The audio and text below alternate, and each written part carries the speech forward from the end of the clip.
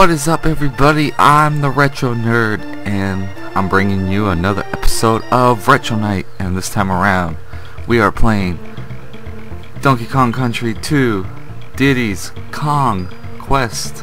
Not like Diddy Conquest, it's Diddy's Conquest. You know, it's his quest.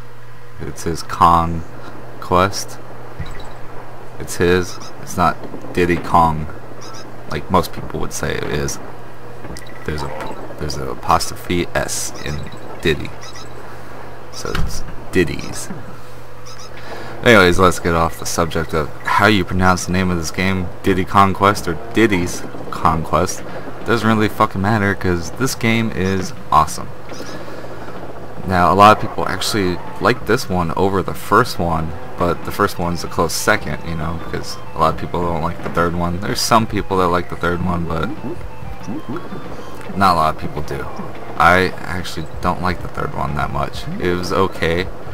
At least they kept Dixie in it, but when they introduced like Tiny Kong or Baby Kong, I can't remember which one his name is, I was just like, no, this Kong is pretty much nothing more than Donkey Kong, but as a baby.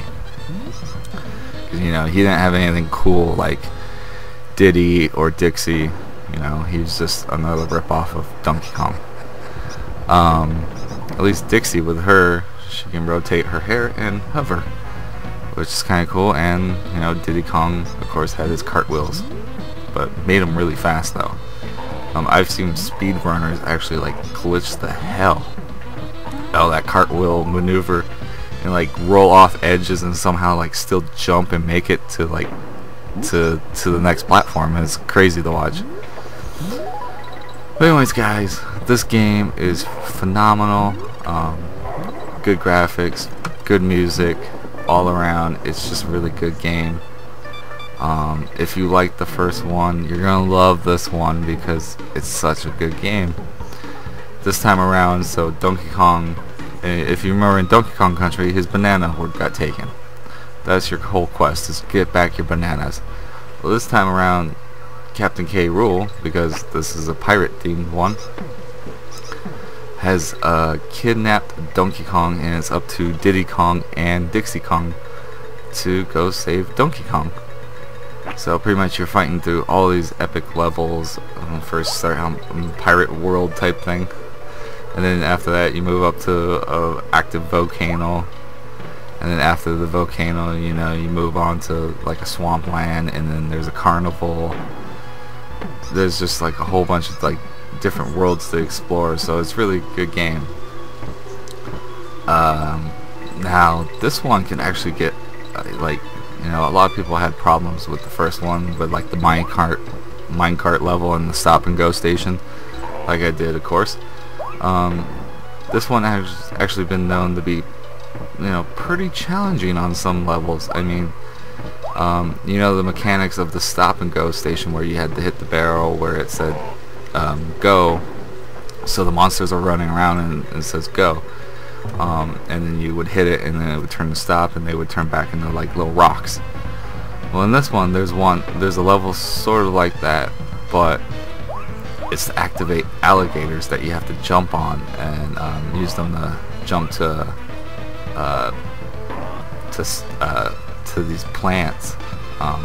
Pretty much you're using the top of the alligator to spring you over to these plants so you can climb on them, and then you have to keep going in succession because the fucking alligators are timed just like how it was in the stop and go station.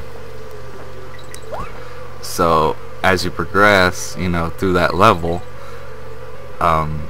it'll get harder and harder, because like the first one's like, okay, you have you know, a decent amount of time, and then the second time around you got a little bit of time, and then fucking the third time around it seems like you don't have fucking any time at all, and you're just like, what the fuck, how am I supposed to do this? But other than that, you know that level, and then the boss battle with Captain K. Rool, sorry, he's not a king in this one, he's a captain, being a little tougher than before. Because this time around he's got a gun and he shoots like he shoots cannonballs that you have to grab, but you have to wait for a certain time to throw them back into his gun to pretty much damage him. Other than that, we don't see a lot of rehashing of bosses like you did in the first Donkey Kong, where like you're like, okay, I already fought the giant like gopher. I have to fight him like, I think it was like 2 worlds in. And you're like, I have to fight the giant gopher again, but this time around he takes a little bit more hits. It gets just a little faster, The only time they would like repeat a character is the first world boss, which is a giant bird that knocks down eggs. The only reason they repeat that one is they do it differently, where you have a different platform that you stand on, and instead of him being alive because you killed him at the end of the first world, he's actually a ghost this time around. So that was kind of cool, that even though they repeated him, they're like, they killed him at the end of World 1. Let's make him a ghost bird. So that was kind of cool that they did that. But what I gotta say about this game is, for my final opinions, I say you should play it. If you don't play it, you're missing out on a pretty good game for the Super Nintendo. Besides Donkey Kong Country, those 2 are pretty good games. So I would recommend picking this up on the Virtual Console, or buying it yourself, or downloading it through a ROM and emulator. Play it on your phone. Play it on your phone. What the fuck is a phone? Play it on your phone, or play it on the computer. Either one, because you're still gonna enjoy it. I'd probably recommend getting it on like the Virtual Console or something, or buying it for your actual Super Nintendo. But anyways, guys, I've been the Retro Nerd, and I hope you enjoy a little bit of Diddy's Conquest, because I like this game. This is probably the Donkey Kong Country I played the most of. Anyways, guys, I've been the Retro Nerd. This has been Diddy's Conquest, Donkey Kong Country 2. Retro Nerd out.